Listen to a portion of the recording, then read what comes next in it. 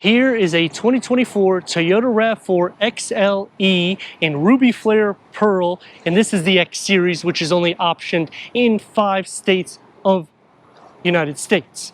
What is the benefit of going from the LE to the XLE? Some pros and cons and comparable rivals. I'm Anthony from Hawkeye Rides, and to start off with the X Series or XP package. With the Toyota RAV4, you have 2 options.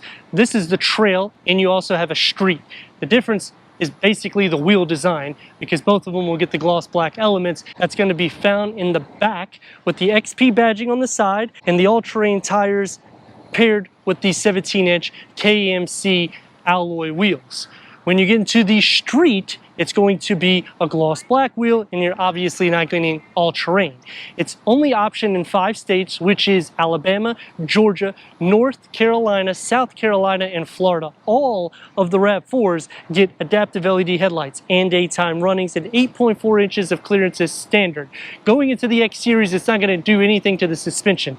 It's just the wheels in the back with the XP badging. 8.6 inches of clearance goes into the all-wheel drive, in which it will change your towing capability and your payload. The grille is going to be behind the Toyota badging, and it's simplified. It's not so in your face, which keeps that off-roadsy appearance. Underneath the hood, unless you go hybrid, is going to option all the same. A 2.5 liter 4-cylinder producing 203 horsepower with 184 pound-feet of torque paired to an 8-speed automatic transmission, achieving 27 mpgs for the city and 34 mpgs for the highway.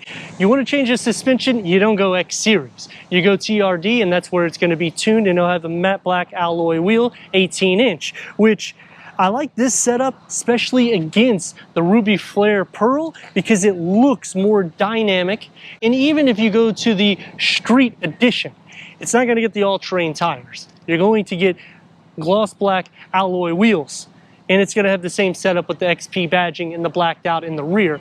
Kind of wish they would have put the badging in the front blacked out, just because when you're going trail or even street, you want it to look a little bit more sleek. The fenders flare out, matte black surrounding it and on the lower trim. And the twist for the RAV4 is when you're optioning all-wheel drive opposed to the front-wheel drive, because the towing capacity changes. And it changes on the Adventure and up. Not on the XLE Premium. You would still get 1,500 pounds of towing even if you option all-wheel drive on this or the XLE Premium. Whereas when you go to the Adventure and up, you're going to get 3,500 pounds, but then you're decreasing that 1,200 pound-ish payload to 1,100 pounds. So you're going to lose some, but you're going to gain some on the other corner. Standard LED taillights, the lower gets dual exhaust outlets. Because of the style, it fits and blends in with Subaru, even though it's not going to conquer as much as that. But then you got the TRD to take care of that. If you're comparing it against the Honda, it's going to be a little bit more grown up, in which this you can make it look sportier or make it look like you're going on the trails without paying the price for a TRD off-road. XLE options a power liftgate, whereas the LE will just be a quick trunk release. Going into 39.4 cubic feet of storage, we receive a 12-volt storage nook. Underneath this floor, it's going to house a spare tire, and you can lower the cargo to get optimal space from top to bottom with the privacy cover. Fold down the rear bench at a 60-40 or 40-60 split. That's going to max cargo to 59 cubic feet. We need to go inside, start up this 4-cylinder so you can hear that exhaust note.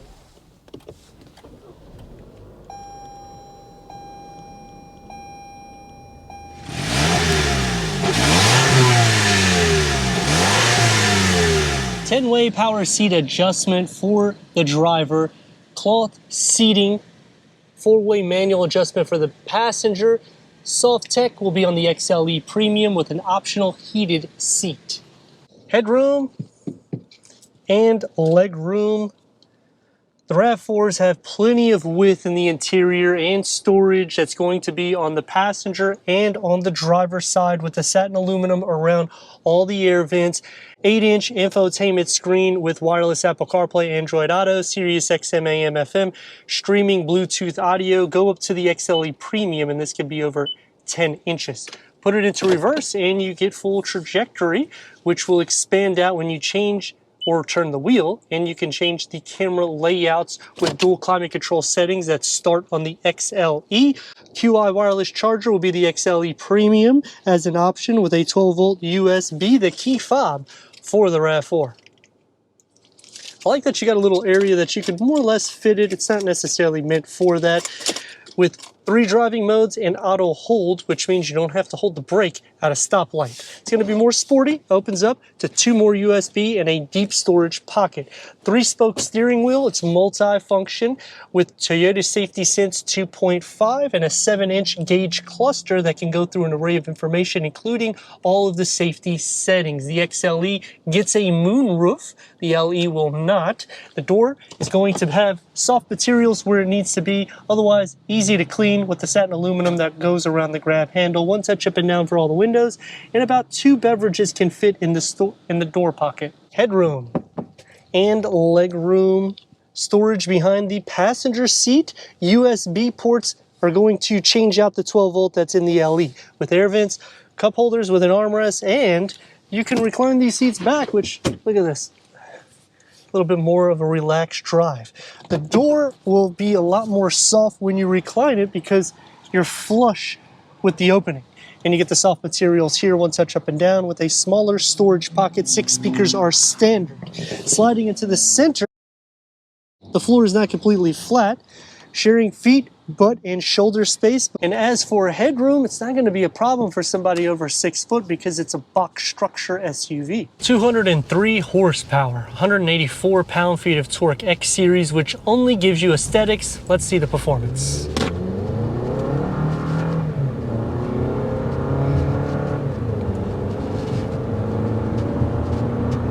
Yes, we have it in sport mode. Put it in normal, put it into eco. Eco changes the footwork for the pedal, meaning you have to push it really hard.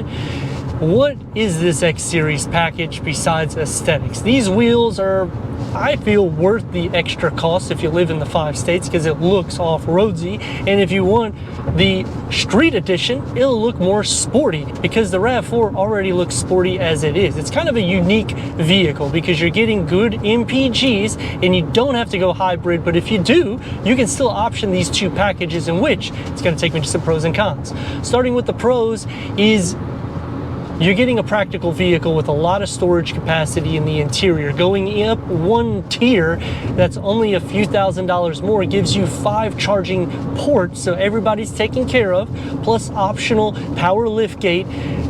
And when you option this package, you get upgraded wheels. They just swap it out, which when you're considering the full value, that's a huge pro. The big problem that I have, though, is that it doesn't do anything to the suspension. You're just changing the wheels. They don't blacken out all the badges and they don't blacken out all the chrome. Why would they not do that? Which it would make it a lot more sporty looking for the road or off-roadsy if that's what you're doing on the trails. When you go up the tiers, it's not a significant increase in price, which is a good thing. However, if you want to get a tuned suspension, you got to go TRD, in which it's going to cost some more money. That's why I would option this package, but then you can't get the XLE Premium with this package, in which you can get the Softex seats, optional QI wireless charger. I can get heated seats, but I mean, I live in the state of Florida. I don't think I'm going to be doing heated seats that much. With these all-terrain tires, turn radius, is it altered? It is not really. Rock and roll a little. I mean, if you need to go that route, you're not going to be taking this on the track. It's basically a daily driven vehicle with that styling cue. Going against rivals, this is going to look a little bit more sporty than the Honda. And I only say that because Honda has a little bit more of a grown-up look. It looks similar to Mazda. If I'm wanting a Mazda, I'll just get the turbo and spend $10,000 more, or at least $5,000 more. As for Volkswagen, it's going to be a little bit slower than this. The good thing, though, is they all have a transmission instead of a CVT like Honda. And if you go into Volkswagen, changing it from all-wheel drive to two-wheel drive will actually change the dynamics of the driving. So that is kind of cool because you don't have that option here. But you have options of styling and options of hybrid trim.